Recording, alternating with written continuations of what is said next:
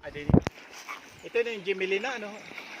Yung mga mahogani. Yung, Tanim na yan, ano? yung mga puno ng mahogani na maraming puno. Dito yan? Sa Labno. Oh, labno, labno. Ah, unahan pa no?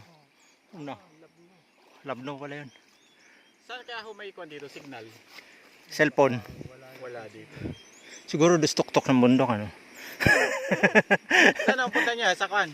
Ilaya? Oo. Sa may... Nakita mo si Benjay doon, manggahan? Hindi ko napansin. Doon po ba kayo galing kanina? Oo. Sila ang kasama niya. Ay, papunta kami doon sa Ilaya, sa kubo nila. Sa Imawang po. Oo, sa Imawang. Ay, Labno. labno pala yun.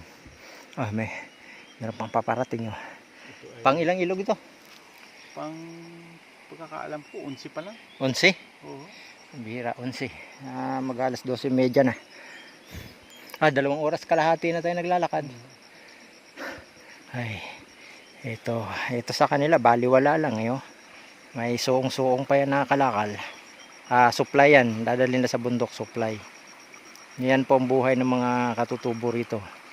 Sa kanila itong layo na ito, makakuan lang yun sa kanila, madali lang. Pero sa amin na hindi sanay, ay napakahirap.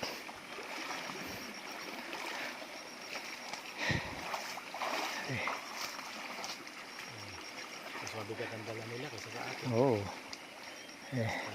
Tayo Tayo nakailang pahinga na tayo. Sana ang punta niyan? Imawang po. Sa Ay, Imawang. mawang. Lagpas kila nanay Kwan. Ines. Inis.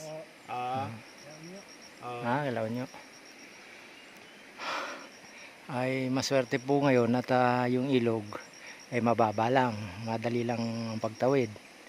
Eh kung mataas po ilog ay abot po yan hanggang doon. Doon po, doon. Wala makikita ang Oo, hindi mo makikita yung mga bato na yan na yan ay basod. yung buhangin na tumpok, hindi mo makikita yan, malalim yan dyan. Abot ng tubig doon. Eh ngayon palibasa hindi mo lang na malakas kaya maliit lang ang ilog, madali lang tawirin.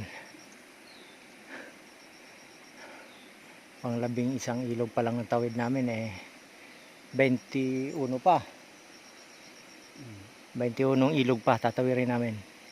2 oras at kalahati na kami naglalakad. Mabilis-bilis ang lakad namin ngayon kumpara sa mga nakaraan, gawa nung malitang ilog at saka hindi kabigatan karga natin o mabigat din naman, pero hindi kagaya ng mga sinaunan dala natin.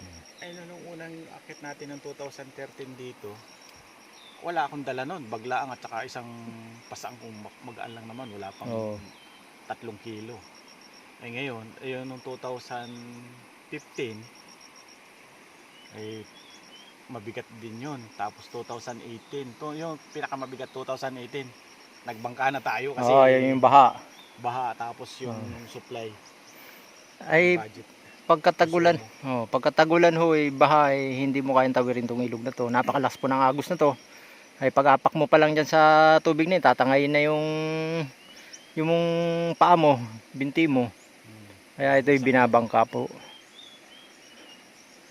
Bay, sarap maligo sa ilog Ang ganitong place ay talaga para sa akin talagang komportable ako sa ganito. Payapa tahimik. Hindi ka para sa syudad masyadong, lalo pag yung crowded yung area, maingay, dami stress.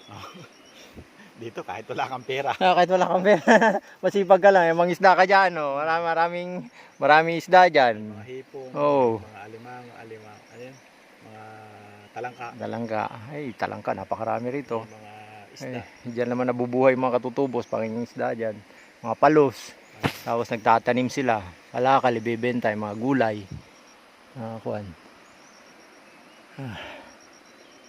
Okay.